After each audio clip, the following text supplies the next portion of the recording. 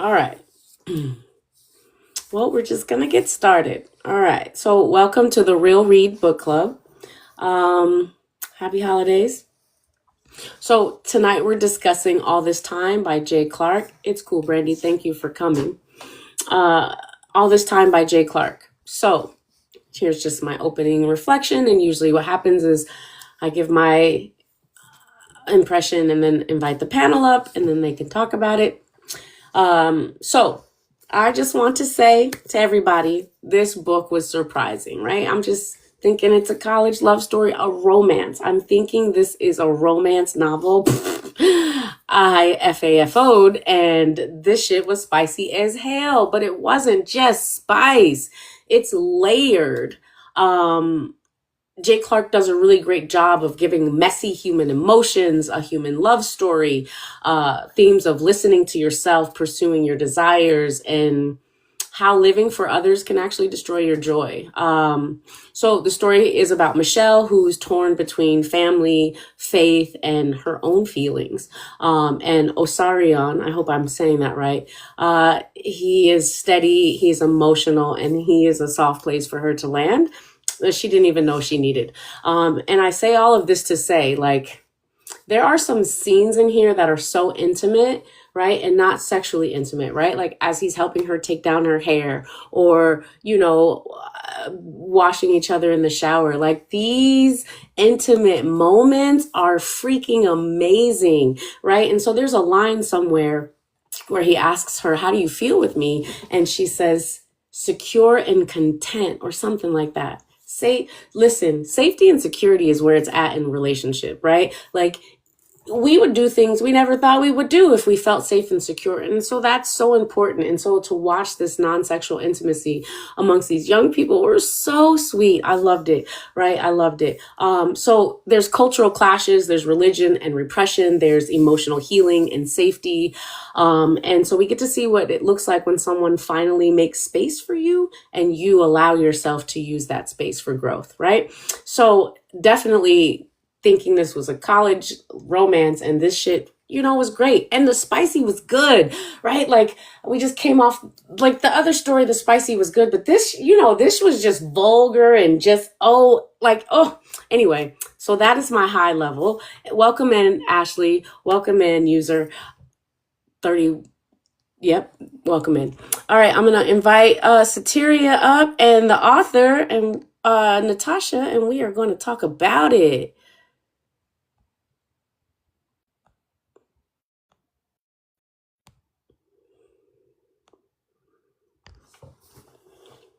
It's hard to press buttons. Hi, welcome in, Jay Clark. Welcome in. Hey, how y'all doing today? Well, tonight. Doing, doing well. I'm so glad for you to be here with us tonight. Woo! Yes, yes, love it. Yes. Monday night, yes. Awesome. So, do you want to tell us a little bit about yourself? Like, I know what the internet told me. Sure, sure. Well, I'm a raised Southerner, born military brat kind of person. So, family's been everywhere. They settled down, had me. I mean, I'm in Jersey now. So after what 30 something years of love and all that good Damn. stuff. And I'm a nice mom, kind of author, artistic type of lady. So, Okay. And so, this is how many books have you written? this is my second full one. I've done three chapbooks, and this is my second novel. Okay. Awesome. Awesome. Awesome. And you have a background in. Philosophy. Mhm. Yep. Okay, so I get all the themes and intertwining. Anyway, welcome. I hope you enjoy our feedback and enjoy our book club. Okay, Awesome. so we're going to get started. We're going to give our high level and then there's some author questions for you. So, Natasha, high level reflection of the book. It was good. I liked the storyline. I love the romance between the two people. I wasn't expecting all the spice, but besides that, it was good. The Okay, dynamic of being from another culture with two different cultures and all that jazz. It was really good. okay, okay. Any favorite parts? Any parts you didn't like? I didn't like the part when the parents start talking about how the children gonna get raised. It's like, can they just love each other? Why we worried about babies? It's that cultural Or, shit. That cultural shit. like, and if they do have children, why do you think they gonna do it the way y'all did them? Like, yeah, that's the Right. only part I didn't like. I'm like, mind your damn business. That's what I kept saying. You know what I didn't like? Why the hell she bring Tyrone with her?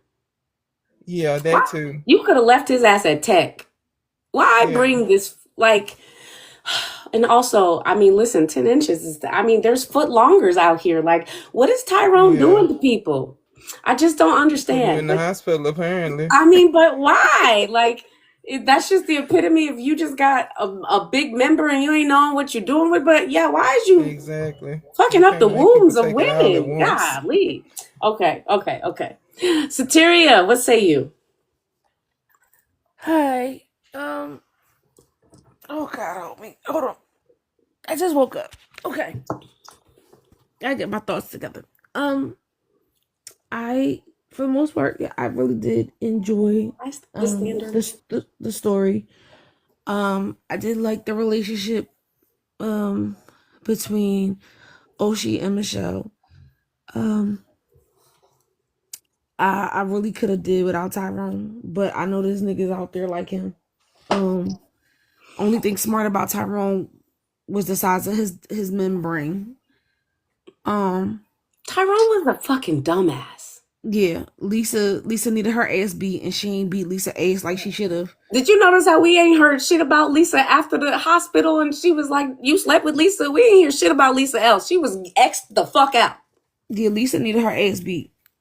Cause she came with her with Tech too. Cause remember she bought both of them with her. She could have left them right where they was at.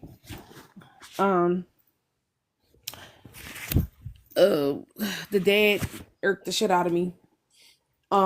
Because what? How are you just gonna control everybody?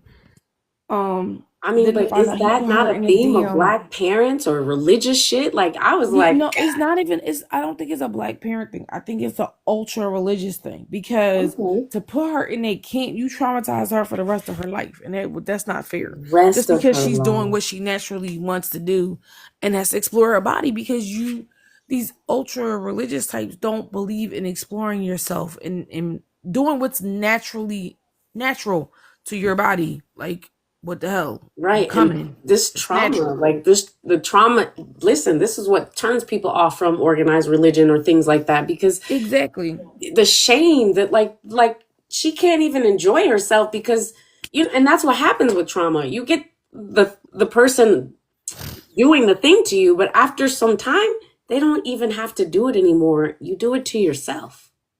Right. It's a shame where as a young woman you don't know your own body because you've been shamed into not knowing your own body. Well, men get to like hold their penis while peeing. Thank you for the Steve Harvey. Men get to hold their penis while peeing. They get to explore their body early. I mean, wet dreams, masturbation is okay. Like sometimes the first time we're exploring our body is because somebody else is exploring it for us. Exactly. And I mean, I think that, I really feel like that's a whole different conversation, but I really feel like at the age of 16, every little girl needs to have a vibrator, take it in front of a mirror, open her legs, and see what the fuck is down there. I mean, I agree with the exploration part. Like, you need to know what's going on. Yeah. You're plumbing and shit. But you know what? Yes, you're right. It's a conversation for a different time because we don't talk about anything. Like, we don't talk about perimenopause. We don't talk about what happens after you have a baby. We don't talk about these things. I do. I mean, you have to. But what I'm And saying because is, I'm did anybody talk to you about it? Hell no. But Okay. I come from, a generation where our parents were boomers.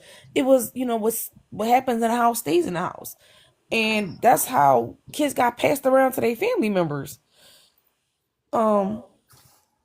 So I definitely talk about it. Like, I'm going through perimenopause now. Like I told I you, mean, I I ain't seen know a that whole you're girl in a talking minute. about it, but I'm just saying it's not normalized to like talk It's to us about not our own normalized. body. Women's bodies, it's been demonized to talk about what naturally happens to your body. But I'm glad that's to say I'm glad that explored that. I will say I did have difficulty in the beginning getting into it. The transitions were kind of rough. And to realize later on in the book that the girl name was Zaria Michelle, I was like, who is Zaria? Why is he calling her Zaria? What is happening? I was kind of confused by it. Then I got it. I was like, oh. I was like, that. I realized that way too long. Right, But because I didn't and want to say anything to you when you were like, he wasn't dreaming about her. He was dreaming about some girl named Zaria. I wanted to be like, that's yeah, her. you was ahead of me. You was ahead of me. You was ahead of me. And I was like, Thanks for okay. the live fest. But Yeah. I will say that, they are exploring. It was dead wrong of the dad to invite Tyrone anywhere. Thank goodness for her sister and brother who kind of like stood in between. Thank Can I goodness just for her say this is mom. the first book we've read in a long time where the mother figure is not a bitch? Yeah, I was thinking that, and I knew you was gonna say that. It's the dad. It's the dad this time. Somebody got to be a rotten fucking piece of shit. But it wasn't the mom, and I so loved how the mom was supportive. First of all, the mom had to find her own voice and get out of her own situation. But I was like, yes, for the win, because moms be villainized and demonized, and I'm just like, ugh. But it's always one of them. It's always one of the parents. Well, you also realize that the dad kind of Thanks, made Brandy. the mom give up her heritage of hoodoo. And I mean, he didn't make her do nothing, but well, he yeah. didn't make her, but she kind of got brainwashed into that ultra conservative Christian bullshit. But okay, that's another topic. I'm done. But yes, Okay. I did rate the book. I gave it like I think a 3.5 out of 5. But I really did. I really did enjoy where it went to. After she got to the university from Tech, I was really, really pleased at where it was going. I really loved when Oshi beat Tyrone ass. That was my high. When he what? Say it again, Soteria. He beat his ass when he hit him in the throat. Oh, Tyrone says, yeah, boy. Listen, I also wish that, like, when I read the synopsis, right, like, they can't love each other because of this thing going on with their families. I was thinking maybe a generational thing, maybe something major, but I really wish it would have, like, okay, he shot the boy. I really wish there was more about it. Like, you had to piece that shit together. He said an inappropriate thing, but you a pastor. You just out here shooting motherfuckers. Who the fuck are you? Like, I just Right. wish I would have understood that more, because we were friends before this, and now because of this we can't be together. That this wasn't that big enough for me. That this wasn't like, okay, like, oh yes. But I thought it was some Romeo and Juliet type shit. I think that was the Weird, like, purpose. but I was like, I don't understand because when I come to And did you not go to jail? you Like, just was wanted that to not tell me attempted who something? deflowered this girl, because I don't know if I'm gonna read anymore. I just want to know, was it him that deflowered her on prom night or whatever? But It wasn't him. She don't even know. What a story.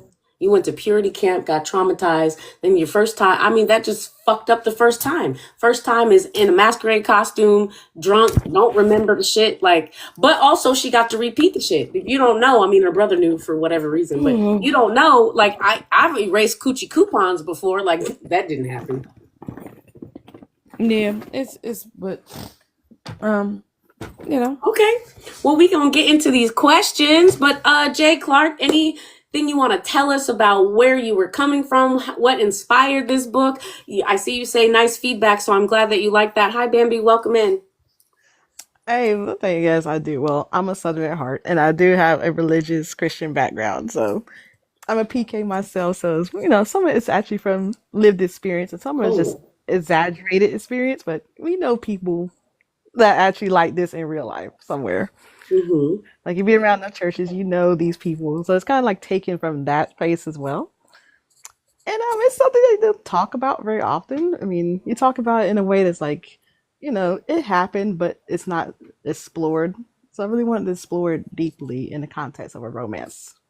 Like, why can't you love the way you that love? romance was just like, it was like a beard, like if a gay guy marries a woman and that's your beard, you like, hey, romance, motherfuckers, but we about to talk about some shit. Oh yeah, the romance is there, but it gets pretty deep in there in terms of identity and everything. Which, I mean, especially when you're young, it's a perfect time to explore why you the way you are. Mm-hmm. I So agree. Okay. Well, thank you. Thank you for that. yeah. All right. So, first question for the panel, and of course, if you're in the chat, feel free to answer too. The cost of living for others, right? So, Michelle's whole world is shaped by other people's expectations, her father, religion, society's gaze, and her fear of being seen as wrong, right? So, question for the panel: how does her people pleasing shape her relationships? We'll start with you, Natasha.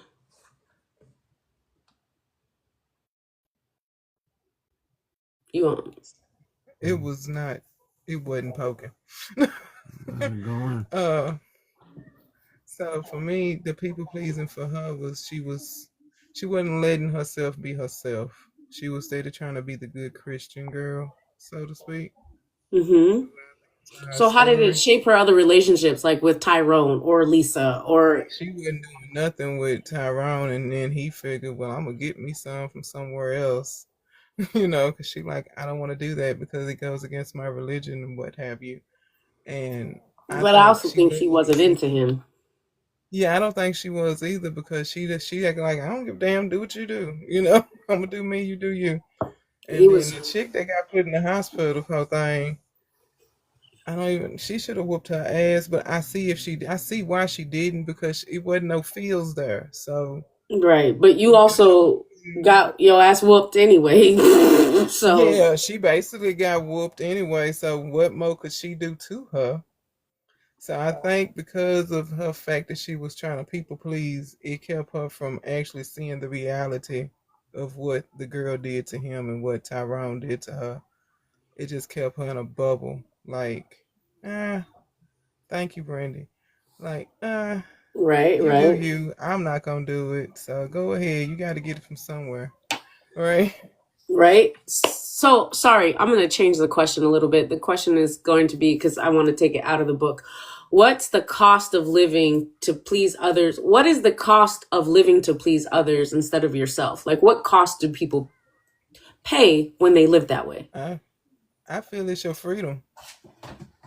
You lose your freedom because all your decisions is based on, will this disappoint them? Would they still love me if I do this? Mm-hmm. Dot dot dot. I Mm-hmm. feel like because you trying to make sure that you live up to an example for these people, you're not living up to yourself. So it costs you your freedom. Okay. Oh, thank you. So, Terry, what say you? What's the cost of living to please others instead of yourself? I agree with Natasha. I think your freedom physically, mentally, spiritually, you lose a piece of yourself by trying to please everybody else. Because in your attempt to please everybody else, you forget what pleases you. You forget what makes you happy. So you have to be very, very careful about trying to be there for everybody else. Right? Okay. And then I guess the other question, if you have anything to comment, how does Michelle's people pleasing shape her relationships? She stays with Tyrone. She tries to hide her feelings for Oshi. I mean, like literally, you sat there and slept in that goddamn living room while he was Why, banging another bitch. why him and Beth was getting it in? Yo, like, are you be the fuck for real? You could have just left. Like, really? But you wanted to pretend to be asleep, and knowing that Beth was doing that intentionally. Like, she did that intentionally, which, I mean, it was hilarious. But, like, I don't know. It was, and then she wanted to rub one out, too, while she was on that couch, but she had to pretend that she was asleep. That poor girl. That poor girl. Like, not even be free to touch your own self. I know in that moment she wasn't, right? But for other reasons. But, like, poor baby. But that's what I'm Okay. saying. Is like, having to go to purity camp, and pleasing her dad, and, going to that church. But first of all, let me say this. It was too many damn people in her business. I don't need a whole damn church in my business. Okay? I need y'all to mind your business. Because when the old man was like, "Oh yeah, that I know that story is true. That was my granddaughter," and then the boy grandmother was trying to move her closer. I was like, "Hold on, pause. There's too many people up in my vagina." Right. But wait, what about her daddy on some, did he make you feel like this? Like sometimes that happens. Like, no, you not about to try to normalize some fucking horrible ass behavior. Not even that. The Let's just patriarchy, like, how dare you? let's not ignore the fact that the dad was not okay with her having sex, but he was okay with her having sex with Tyrone. Why is that okay? Right, because it fit what he wanted. It fit what he, like, it's okay if he's problematic, but again, not trying to be offensive to any religion, but that is one of my major criticisms of like telling people to make something work, make a marriage work, make something work when you're free to leave whatever. You don't like your state, you don't like your country, you don't like your job, you don't like your home, you don't like your city, you don't even like your family. You're free to leave. Hey, but this thing, make it work. And already like socializing to her, like just be comfortable with this so you can make it work so this can benefit. Like I just was so disgusted. I usually look for the positive black male in books because a lot of times we demonize moms and we be, doing the brother so wrong, but this motherfucker is a piece of shit. But I mean, are we going to talk about the fact that he actually Tyrone didn't like her either. Tyrone just wanted to be with her because her dad was getting ready to become mayor. Right. He was the daddy groupie. Yeah, he was on daddy dick, like real hard. But I'm gonna need him to learn how to hone his shit. Like I just like okay. Yeah, like come on, like sir, just because you got the length don't mean you got the Right, motion 2 in the inches, ocean. Like you work it out, brother. There's footlongs out here that ain't doing damage like you. Like get it together. He must have went to purity camp too. Shit. And then to send a fruit basket, my I dude. mean, at least that was something. Lord Sorry, I Jesus. fucked your womb up. Okay. Wait a minute, but it was the part where he was like, "Oh, I guess I gotta send her a fruit basket." Right, like that's the stand. Like That's the standard. That's what we doing. that's your dub subcontract. Like I fucked up. Here you go, fruit basket. Like thinking my pussy supposed to eat the edible arrangements, nigga. Okay.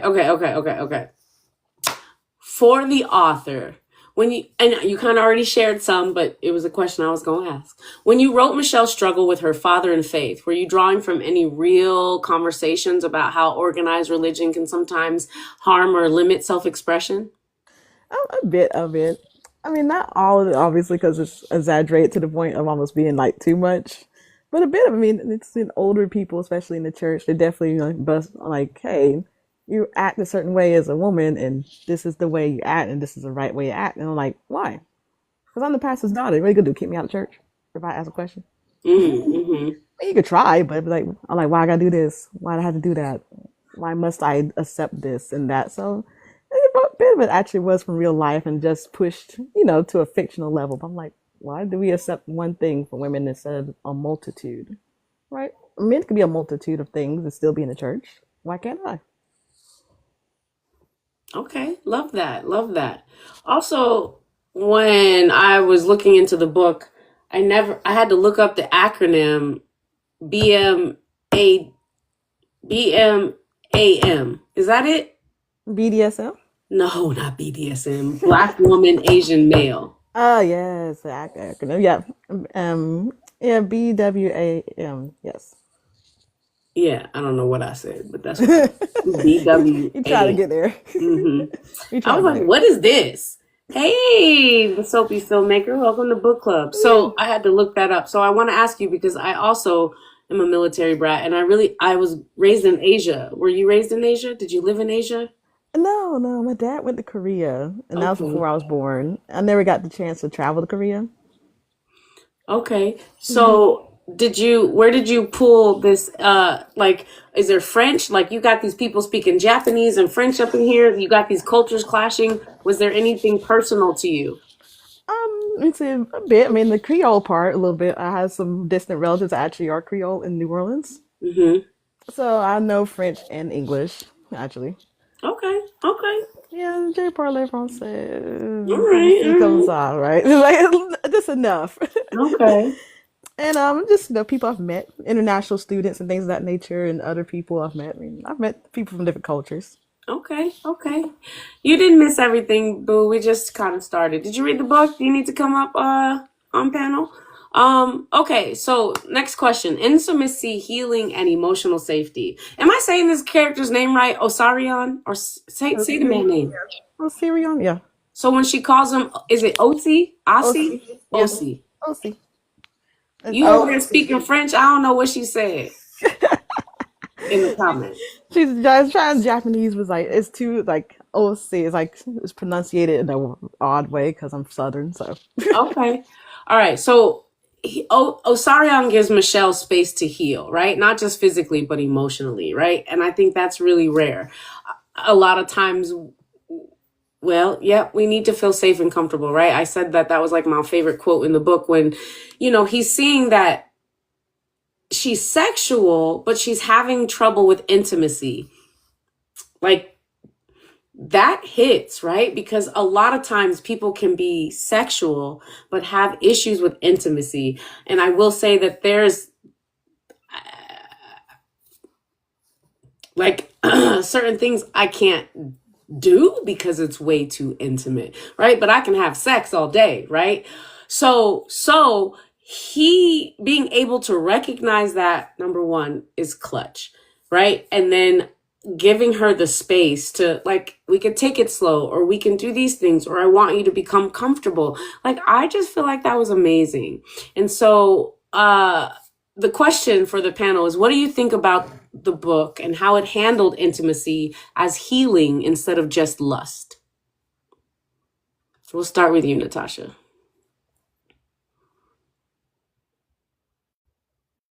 Okay. All right. Can you hear me now? Yes. All right. You said, what was the question again? Because I was having problems with my button. Okay. I'm I was asking, how do you think the book handled intimacy as healing instead of just sexual, lusty? Oh, I like the way that he worked with her to understand that it's okay to feel what she was feeling, because baby girl, you know, was caught up, okay, with the church stuff, and I get it. That once was me. But he worked with her and helped her, understand that it's okay to feel this, So I think it helped heal her so she wouldn't look at it as something bad, something wrong to feel. Mm-hmm. Mm-hmm. But that mindset is a trap, It you know. is. And so the So, question, sorry.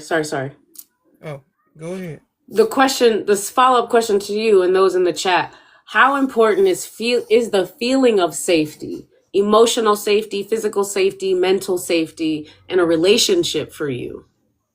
Oh, that's number one. Like, I have to feel safe on all fronts in order for me to perform properly.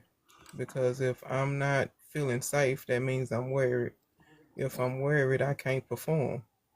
I Mm-hmm. can't do whatever it is that you expect me to do in the relationship if I have any type of worry on me.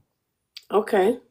It blocks me from understanding, like it'll block me from being the full me, And if that so, makes sense. yep, it does. And I think many of us have been in relationships where we may feel physically safe or we have some safety, but I don't know how much we really value seeking that emotional and mental safety, for you to fall apart or for you to verbalize what's going on with you.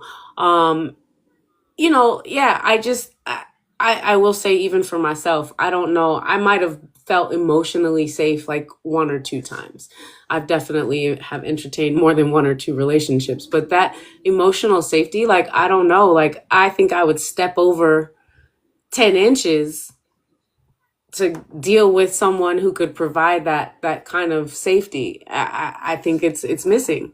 Anyway, the question for you is, how important is feeling safe, emotional, physical, or mental in a relationship for you? Sateria, how do you think the book handled intimacy as healing instead of just lust? He was patient with her. He didn't make her do anything that she didn't want to do. Just like when she tried to perform fellatio on Tyrone. He hit her in the back of the throat. And then for Michelle come at the end, Michelle wanted to do that. And she did it in a public setting, which was brazen for her, right? So I think that he gave her time. He listened to her without interruption. He didn't just love her physically. He loved her mentally, spiritually, and Like in totality, holistically. absolutely. And I think because of his different beliefs, he knew how to heal her with kindness and with Mm-hmm. love and with intimacy, because Purity Camp had stripped her of her intimacy. Right. Tasha, can you answer the Soapy filmmaker for me, please? Yeah, Purity Camp strip that for sure. And so what OC did was OC just was OC. And he was that person that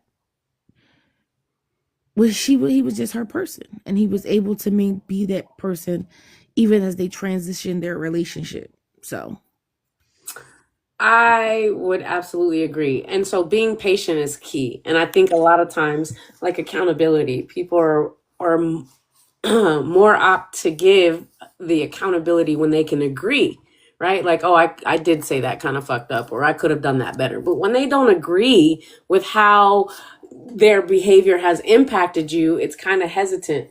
And so I think patience is like that too, because patience is needed, but I think people have this capacity. They will have the patience for as long as they think it should take, or here we go again, right? And so with patience is absolutely key. I think I said a couple of weeks ago on my Wednesday live, like the most sexiest thing for me is when people be like, hey, take your time. And they really mean it, right? Like, hey, sorry, I'm running late. Or, hey, like just what I do, like when one session's running over because you don't want to, whatever, you got to be late to this one, or I'm just late as a person. That's just who I am. And so when people are like, hey, don't worry about it, take your time, I'm like, yo, that shit is the most sexiest thing ever, because you have patience for my ass, and I appreciate it. So I do think that patience is key. And I don't know that we have too many examples on how intimacy can help heal, right? Again, not trying to be on my poly soapbox, but a lot of times in relationships, you can heal some things based on the safety and the intimacy. Not that dealing with you, I work through my daddy issues. No, but having the space to be vulnerable emotionally and to maybe even lash out or react, and then to feel that safety to what's the word, to get my damn nervous system to relax, like that's super important. And so I do love how intimacy was used, non-sexual intimacy was used in a way to help heal her. Yes, Brandy, it says it puts us at ease. I love it. I do love it. Tell us about the spicy part, Miss PK. Tell us about the intimacy and how, like, where was this birthed at for you or created, how you're portraying healing through non-sexual intimacy, or even sexual intimacy a little bit too. I think the healing is important. I mean, because intimacy is such a layered thing. Even in church, like we have the Song of Solomon in the Bible. It's a whole chapter of being like literally an intimate metaphor between a man and a woman. And it's like, people are like, oh, it's between a metaphor between the church and everything. Like, yes, it can be a metaphor between the church, but it's also a metaphor between two people, like literally, in the text itself. And you can't look over that. So intimacy does have a part in healing. I mean, there's something to be said for being vulnerable with someone and them being patient and vulnerable with you. And yeah, it heals some things. Like if you've been messed up, exactly, like it heals some things. I mean, even at the end, she knows she still needs professional help at the end. Even as patient, as kind as he is, she's like, what's still wrong with me? It's like she knows she needs help. There's something that he can't heal for her, but at least he could get her to realize you need more help than what I can give you. And that's the first step, is realizing you need extra help outside. And doing your hair, like someone doing your hair is like, for me, it's like key. It's like, please, just take I my hair. love Do it. my hair. Oh my God, yes. Oh my God, I can't, yeah, I can't date certain men because I can you wash your hair, please. Oh my God, please can I wash your hair?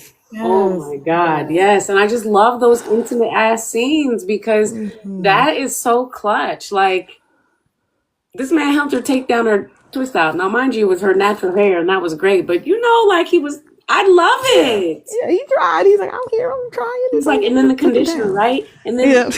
and I was like, this is so cute. Like, I really Yeah. saw that happening. Yeah, he's trying to learn. Like he's doing his best, And again, I mean, for me, it's paramount because I had my husband that was that kind of guy. He was like, I want to learn everything about you to the point where it's like, oh, it's like really sweet. Even the mundane stuff, like how you take down your hair, how you know, what soap you like to wear. It's like small things. That's so cute. Yeah, while he was still here with us, like he loved just learning about each other. I loved learning about him. So to that point, intimacy was very important because I've had it before. I love it. Okay.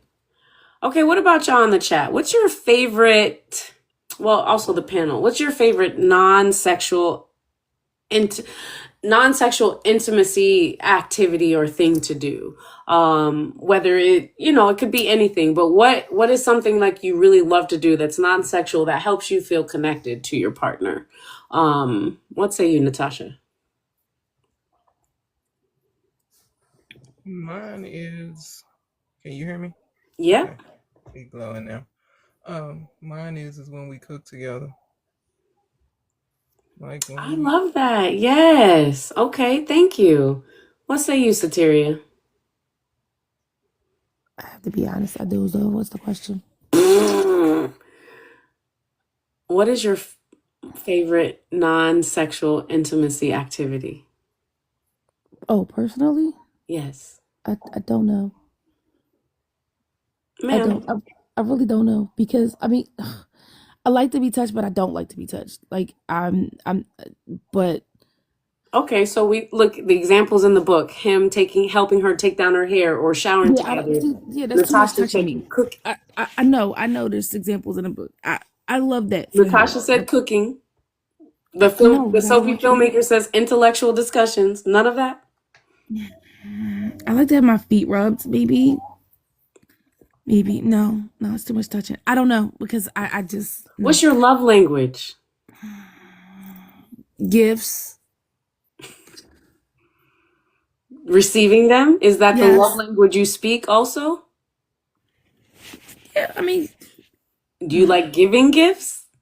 I don't mind giving gifts. I don't mind. I definitely damn sure don't mind. I don't mind getting them. What's the language you speak? What's the love language you speak? Words of affirmation will probably be that. I need to hear words. I need this. I need someone that sounds one awake and So, someone who sounds intelligent. An intelligent conversation can be a huge turn on. I need acts of someone that does things without even having to be asked to do them because it's almost like foresight mhm. almost. So That that's kind of like intellectual discussion, but also like, so what's it feel like when someone pours into you, when they are bigging you up, when they are giving you all of these words of affirmation? What does that feel like? it feels like dopamine. It feels like getting high. It is such a high. It is Okay. absolutely a high. Okay. Hey, you, me, and Dupree. Brandy says my other would be cleaning up the house together. Okay. Little acts of service. Okay. I absolutely love intellectual discussions. I find that sometimes it's hard to have. Like maybe in one area we can have it, but other areas. But I also love experiential intimacy, doing things, trying something we've never tried either together or you've never done it, but I've done it. Like I love having. I mean, I probably lots of non-sexual intimacy things I love, but that would be my favorite, right? Like intellectual conversation because the sapiosexual uh demisexual person that I am. I love those things. So yes. Anyone else in the chat? What's your favorite non-sexual intimacy activity? Okay. So the jealousy, power, and control. The book dances around power dynamics, right? From dominance and jealousy to emotional control. Um, What does jealousy look like when it crosses the line from passion to insecurity? Natasha. Okay, for me, if like jealousy, period, when it crosses the line for me is like you up here straight up either trying to lock me up, keep me away from people, right? Cutting off Isolate you? communication. Yeah, like you done lost your mind because I don't act well in a cage. Oh my gosh. Yes, ma'am. Yeah. What say you, Sateria? Stalking. Okay. I mean, seriously, because even in personally That sounded personal. for me personally, it's stalking. But I mean, in the book, he stalked her. Like she breaks up with you, and you still attend an event to see her. Like, Oh, Tyrone. Yeah. yeah, like all the dumb shit. Like, but yeah, I just invading my space, trying to break my peace. All of that. Cause I'm at the age now where listen, if it ain't beneficial for me, you got to go.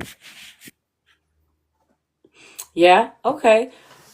So for my answer, what does jealousy look like when it crosses the line from passion to insecurity? I think it's control, some sort of control, controlling, limiting. You can't wear this. You can't do this. You can't go this. You can't have this action like that for me, that's when it crosses the line, right? Because I mean, I'm not even religious, but God gave you free will. Like, dog, you cannot be trying to do more than God, bro. You can't be trying to impact my free will more. Like, everything's a choice. Like, I have to choose the relationship. I have to choose to respect you. I have to choose that. Like, you can't put somebody in a box to control their choices. That ain't it. Anyone else in the chat? What does jealousy look like when it crosses the line from passion to insecurity? Okay, second question along the same lines. How do both Osarion and Michelle mirror their parents' mistakes in trying not to become them? Because I think we talked about this last time, how in our last spicy book where Dom was trying so much not to be his dad that, you know what I mean? You got some elements of dad. So how do both Michelle and Osarion mirror their parents' mistakes in trying to not become them? Yes, attention seeking. I agree with that too. Natasha. I think when she was trying to lean on her religion for some point, some parts of it. She was trying to like, oh, my daddy don't like this, right? And then he Mm-hmm. was trying to keep his people happy. He already knew that they didn't, care about her because of who she is and because of the shit they had with her daddy. Mm-hmm. I just Mm-hmm. think that they was trying too hard to not be them, that they was becoming them in those ways. Like, you know, Yeah, like and I'm about to be daddy. I think that's what happens when we don't try to deal with it. We end up, you know what I mean? Like my whole story about the anime character, right? Like it's in you, it's energy, it's whatever, but you can transmute it. You can turn it into something else, right? Yeah, you can make it your own. Yeah. So Terry, do you have an answer to that? How do both characters kind of mirror their parents' mistakes and trying to not become them? I do. Michelle became he once her father got control, she became really meek. And I think that's how almost I would have seen her mother before her divorce. Um, so she was very timid. She left her family, she left everything she knew. Um, and she was just in formation almost. Thanks for your heart, me. And so I really feel like she lost her voice and she really helped her find it. Now I'm trying to figure I don't know too much about his parents. Like I was trying to figure it out, but from the story it kind of felt like I saw the kindness from his mother and the forcefulness of his father. But his father didn't want him to be with her, not because of her, but because of her dad. So I'm not sure about his parents, but for sure, for Michelle's parents, she was losing herself in her relationship with her dad, and she was also losing herself in what she thought was her faith. Right. I think for me the answer to that question is not so much him, because like you said, we don't know much background except for their culture. Like it's standard, stereotypical, like standard. You have to everything you do honors in firstborn and blah blah blah. But I think they almost mimic their same mistakes by not using their voice. Right? She's suppressing who and what she is or what she wants, right? Similar to her mama doing the same thing. I think I think he's more true to himself, but again, like, listen, this relationship, this friendship, I don't know that I could have maintained a friendship like this. We would have been fucking. And I just think that them not really like being true to self was gonna have them become like their parents in some way, shape, form, or fashion. Okay, author question. The jealousy in this book almost feels like another character sometimes. What message were you hoping readers would take from these power struggles, especially around self-control and emotional maturity? Jealousy. Jealousy is something you can't go away from. Mm-hmm. And for a lot of it, there is a sequel actually, so it goes deeper into it later on. So, hey, I did it on purpose. There's some things I didn't touch on purpose. Yeah, I was like, I got questions. Oh yeah, I left those questions there for a reason. But if you don't control your jealousy, it becomes literally a side of you never want to see. Like if you don't temper it, control it, acknowledge it, it's like hiding it away. You can't hide your shadow because eventually your shadow will consume you. Right? And I say all the time, like, there's nothing wrong with any emotion. Jealousy will exist even in the most securest relationships, right? There's nothing wrong with jealousy. What's wrong with is how you express that emotion, what you do because you have that emotion, right? Are you trying to control? Are you trying to manipulate? Are you trying to do these things, or can we talk about it? Like you said, acknowledge it. It exists, right? And that's when it becomes the green-eyed monster, because you've been keeping it in the dark and it's been able to grow, and now it's a whole monster. Yeah, and it does horrible things when if you don't let it out and control it, it'll make you do some horrible things. Very, very much so. Yeah. Okay, so I feel like religion looms in this book like a whole nother character, right? Shaping guilt, desire, and identity. For the global question, for those in the chat, can faith and freedom coexist? Or does one always limit the other in their story? Can faith and freedom coexist? Or does one always limit the other in their story, right? Like, there's not this story, but the story of faith or freedom. Like, does one limit the other? What say you, Natasha?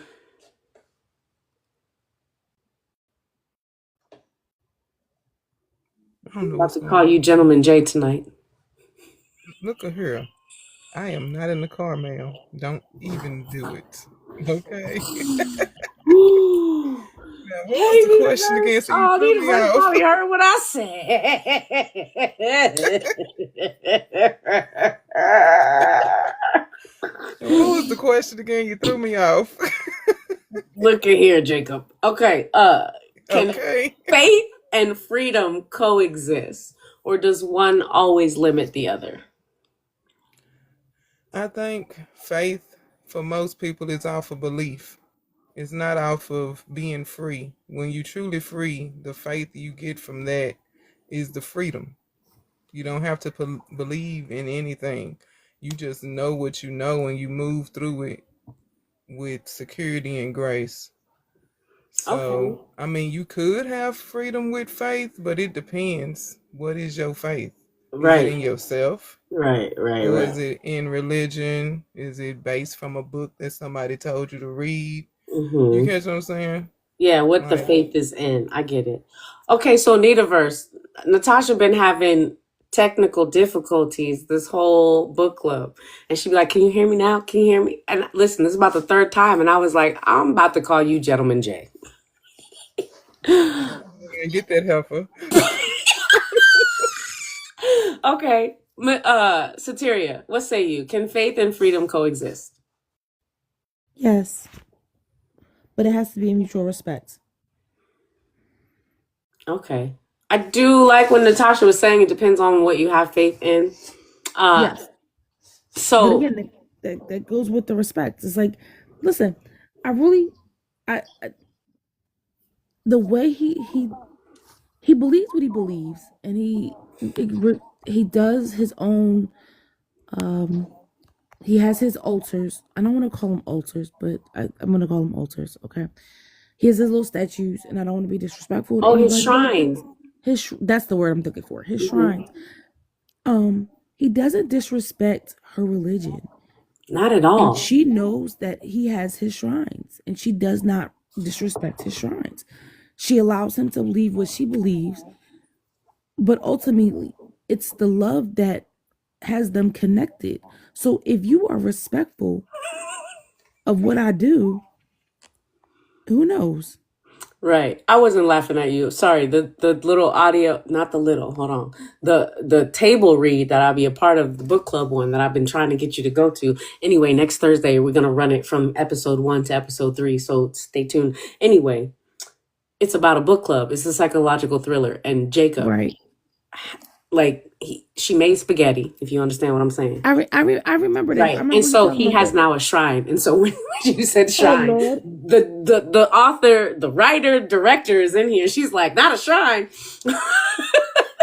So, okay, I love that, right? And I do agree with Natasha. It's like, what are we having faith in, right? But listen, you know what is so crazy? Is full circle. Her mom has, I think it's Hoodoo. I don't know, whatever her background is, right? Her mom has this background, right? And many, even in the culture, create ancestral altars. Yeah, altar shrine. Sorry, I'm mixing these things up. But like that is a part of her mom's background too, which I think is super interesting. Um, I do think that they can coexist, but it really just depends. Like Natasha said, thank you, Nitaverse. Like Natasha says, it depends on what, because I do think sometimes it can clash. Sometimes the faith will have you sacrificing freedom of choice, of agency, of things of that nature. What I will say is becoming more into the metaphysics, right? And I've said this before, the term obedience shall be rewarded, or whatever, like that used to turn me off.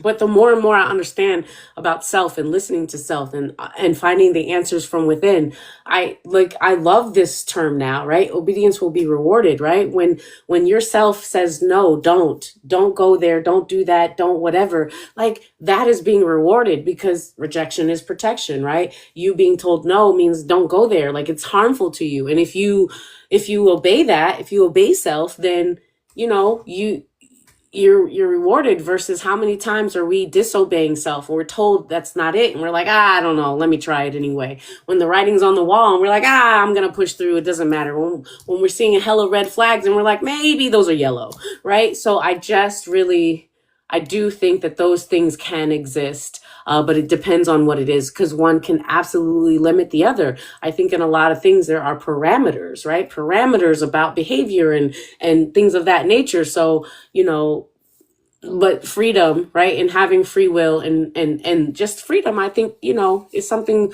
we think we understand, but we don't always understand. So I love that. What say you, chat?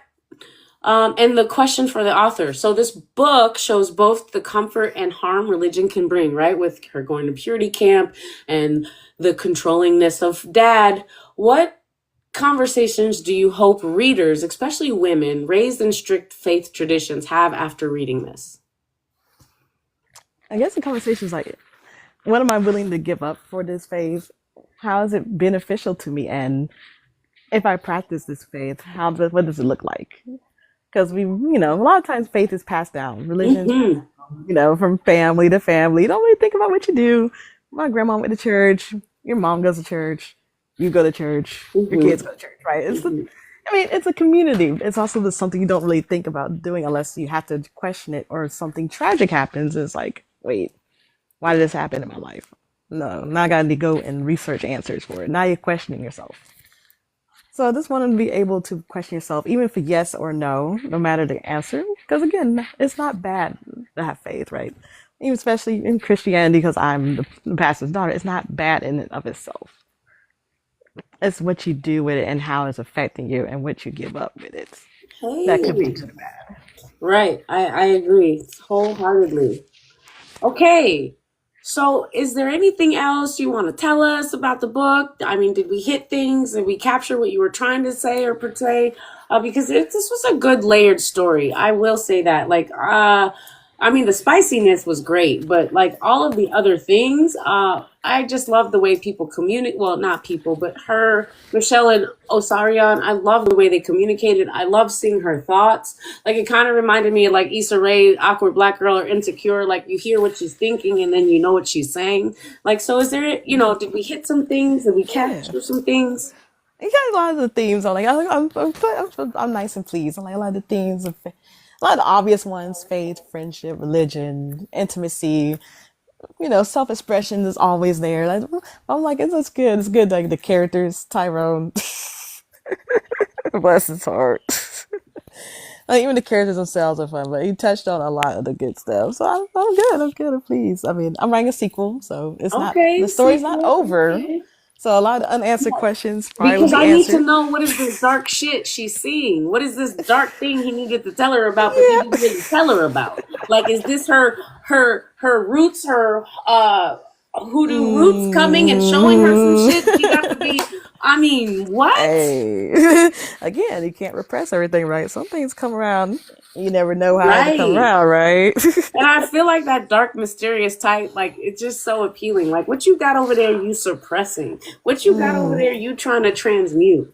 Exactly. You got to deal with it one way or the other. And of course, she deals with it. But at least I plan 2 sequels actually. So a shorter sequel and then a longer one. So I can When answer are a few these questions. expected release dates? The shorter one maybe 2026. The longer Mm, one 2027, 2028ish maybe. okay. Okay. What else can I say? Yeah, Tyrone is a piece of shit. I don't understand how he got into like BSU president and over here just and Angel. I hope we know more about her because was she over there casting spells with that punene? She doing something. Just messy drama. Gotta love the drama aspect too. Love the drama. Like she just, I don't know. And then his poor little brother fall in love with her. I don't know. But look, these parents. I don't know if they expected their sons to be bearing in the culture, but it looks like they about to be stepping out. But if you realize Michelle and her siblings, they all live alternative lifestyles. Like even her brother who works in the church, he still got hoes. His sister is in a poly relationship, and Michelle is into the dark crafts of the night. She in the BDSM and don't even know it. Absolutely. And so, yeah, that's all I wanted to point out. Yo, I love that you said that because that's what happens when you try to control behavior so much so people will respond in kind by going and doing the opposite, right? Like, again, in the Asian culture is very like there's high expectations of things. So when you tell your Filipino parents you want to be a Jabberwocky or a break dancer, they like absolutely not. Right. And so when you try to control and structure things so much so people will respond by and so like it makes so much sense. Preacher's kid, all this, whatever. She in a whole poly relationship. He out here putting on a mask. I'm in the church, but like you said, I got hoes. I love it. I love it. Okay, is there anything else you want to say? Any other feedback that we have the author? And those were the end. That was the last of my questions. Oh, actually, no, I'm sorry. I don't know why I missed this one. Oh, no, never mind. I asked all my questions. Sorry. Any last things we want to say? Hey, Chantel, did you did you read the book, dear? Anything feedback or like anything you want to highlight, Natasha or Sateria?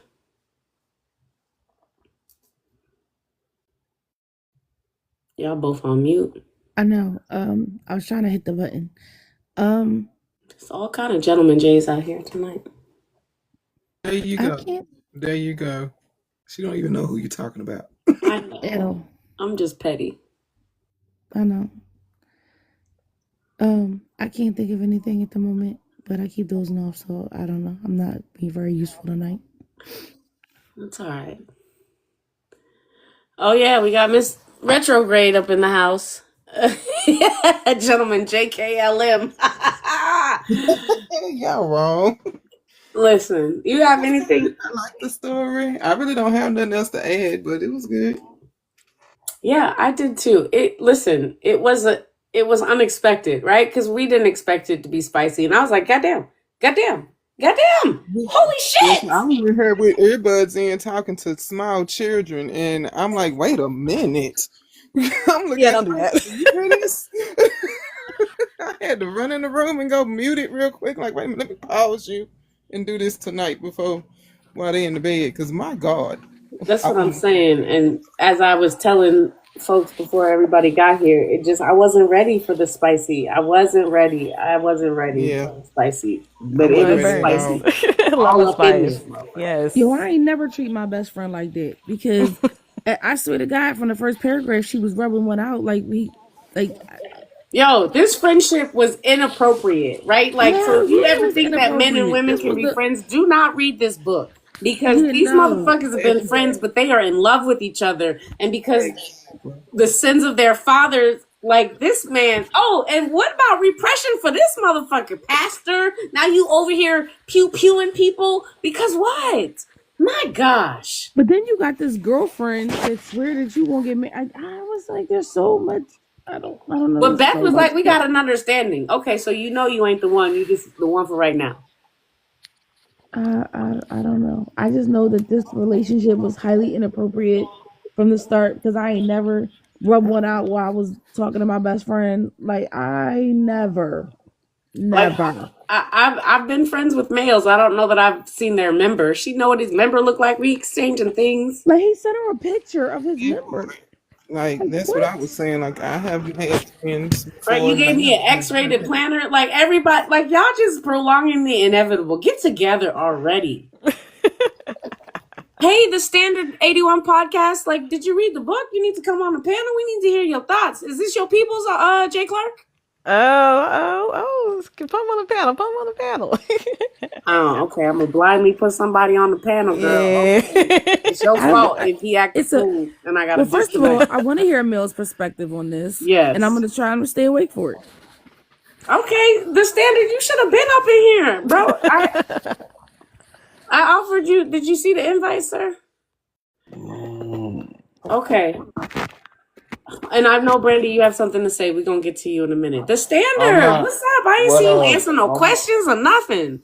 I'm not gonna say too much because I haven't finished it all. So, but yeah, I told her from the jump when I was reading it. I said, these ain't homies.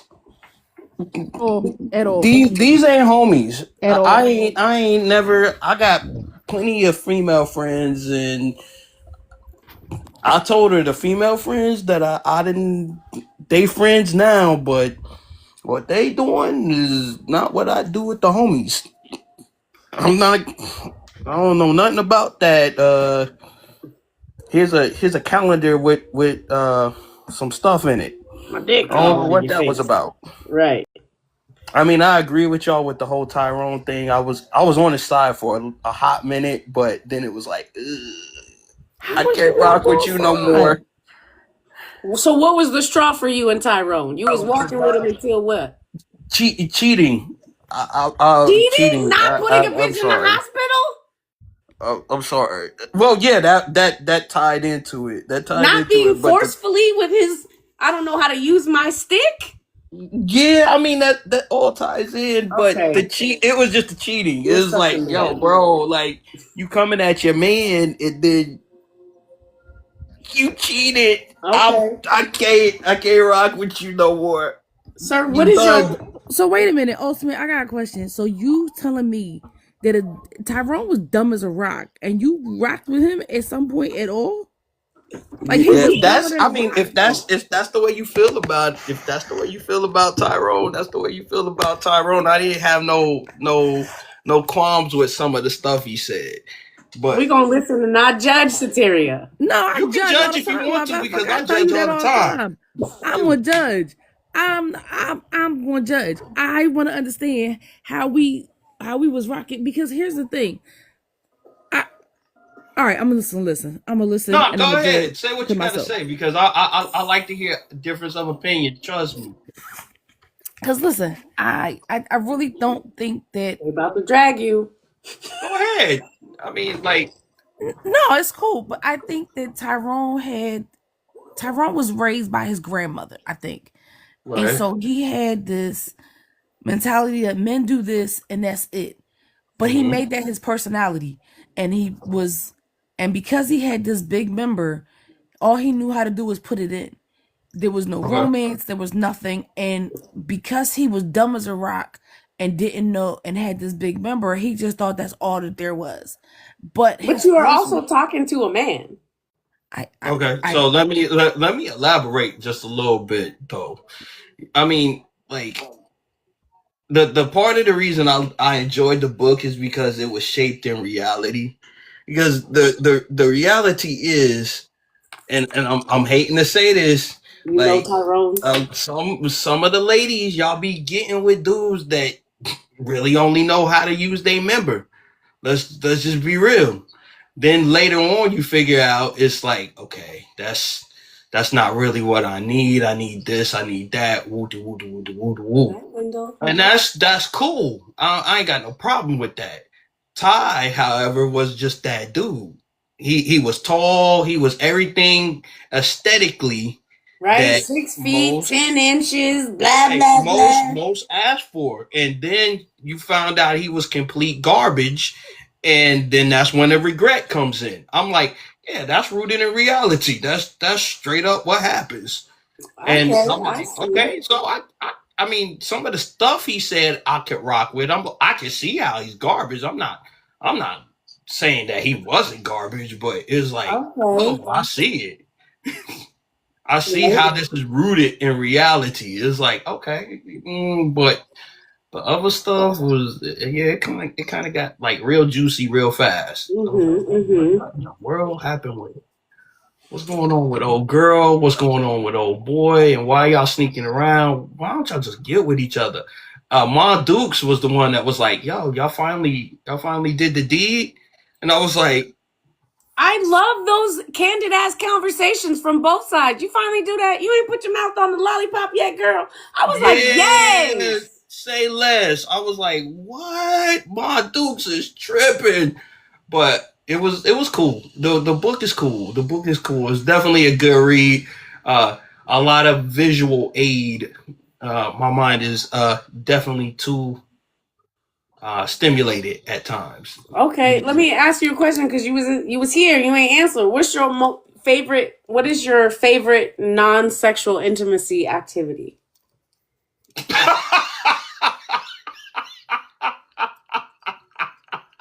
I'm about to drop you from my panel. I'm just kidding. what's my favorite non?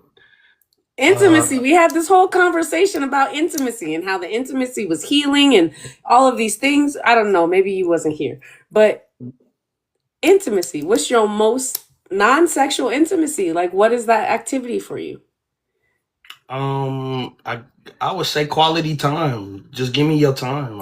I'll be straight. Okay, love language cheat. Okay, okay. I mean, I mean, I know it's a love language, but I'm just saying, if you Right, if you right, give right. me time, you give me enough time, What does I'll be that? What does time look like? She's sitting on the couch in your face. You like what? nah, not even that. Just let me know you there. We could Okay. we could talk every day. We could talk for a couple of minutes a day. We could, because time is precious. Time is Yeah. precious, and everybody got things to do. But the more they willing to take out time to listen to you, or do things with you, or hear you out, that means the world to me. You know. Okay. Okay. All right, Chantel, did you read any of the book? Do you have any comments about the book? Because we're pretty much done, and I know Brandy wants to tell us a story. Chantel's probably busy. Okay, Brandy, floor is yours. Okay, so I forgot that hey y'all, I just want to say hi first. Hey. Um, I forgot that I share the Kindle book app with my mom. And when we downloaded that book a couple weeks ago, my mom started listening to it because I was telling her about it. And I kept saying it was spicy. So, of course, my mom wasn't paying attention to what I was saying. And she likes to cook. Yes. She thought Cayenne Yeah, she and likes not to triple cook. XL. And, Triple X. and so she thought she would start listening to it on her Kindle, on her Alexa thing, while she was cooking, and she was going to write down what. Yeah, anyways, the moral of the story is she started listening to it, and she was like, oh my God. Oh my God. Like, she didn't even have any idea what the book was. And so I'm trying to get her to explain it to me last night, and she was like, yeah. So I was listening to your book, and I thought it was for cooking, and I was like, yeah, Mom, no, it was spicy. She goes, you told me it was spicy, but spicy means spicy. And I was like, no, Mom, it means more than that. It's got other meanings. And so I said, so what was wrong with that? I had to stop listening to it like either 3 chapters or 30 minutes in. I couldn't remember. It was a 3. And I was like, why? And she was like, cause I couldn't listen to it no more. I had to turn it off. And I was like, again, Mom, why did you have to stop listening to it? And then she goes, cause it was porn. It was porn, Brandy. And I'm like, what? You got me listening to this smut. Oh my God, I couldn't stop laughing. And I was like, see, you should have listened to what I told you. It was a spicy book. She said, for cooking. Don't tell me that again. Oh my God, that is hilarious. So listen, I need you to at least get to 30 minutes in. I need you to understand what your mama heard. Okay.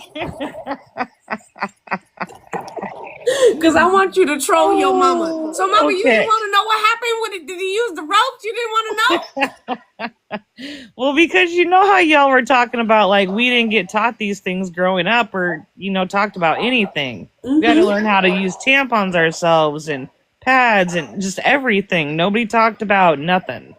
And so when she's listening to this and they're apparently elaborating on what they were doing, my mom was just, she was beside herself.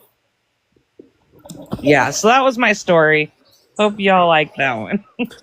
I think that's hilarious. You need to I plan on Yeah, you need to read. I need to hear the story about how you read what your mama read, because I know you was like, "Ooh, she heard that." Okay, so let's take it back a little bit, because some of us are like, "Hey, the Kindle can read the story because this wasn't an audiobook."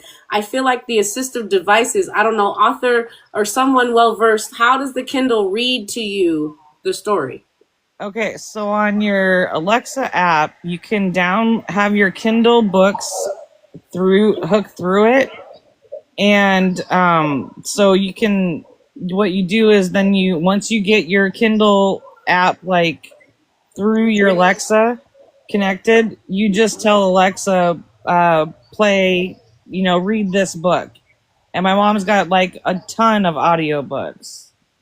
Oh, so they're regular books. You're telling Alexa to read the Kindle. Yeah. Well, through Alexa. Alexa will read it for you through assisted reader. So Right, because that's what I thought too. If the author turns on like the settings with assisted reading, right? So for those of us that are not able-bodied and having some kind of need, like it's set up to read, right? So it's gonna obviously be AI voice or whatever, but yeah, that is a thing. Yeah, that's how I've been listening to a lot of the books through Alexa. Yeah, but you Kindle do it too, but it sounds weird on Kindle. Like, that's what she was saying. Kindles? Because I got a paperback Kindle. Yeah, if all Kindles? Like if you go Kindle and go to the area, it'll say assisted reader. You have to maybe turn it on in the settings. Okay. But it sounds very robotic, and well, it don't I'm pause sure. at periods. Sometimes, and it just Okay. Yeah, but Alexa reads it better. She even puts a little personality to it when she reads it to you. Okay, that's good to know. All right, Chantel, do you have anything to say about the book? And I just want to talk about the book club schedule. and see, I want to welcome the Standard 81 podcast. If you'd like to continue to join or pop in or out, we definitely appreciate male energy up in this mug. Well, we're in the streets, but I want to say I haven't finished it, but I want to message the author when I do finish it because I definitely have some questions. I didn't hear all of the live, so I want to ask some questions before I give some feedback, but I still want to be able to give feedback because I got a lot to say. Okay, well, maybe I'll send you the live replay so you can hear what has already been stated. Oh yeah, that'd be great. Mm-hmm. You're amazing. Yeah. Okay. Look at you out here being great. Thank you. Thank you.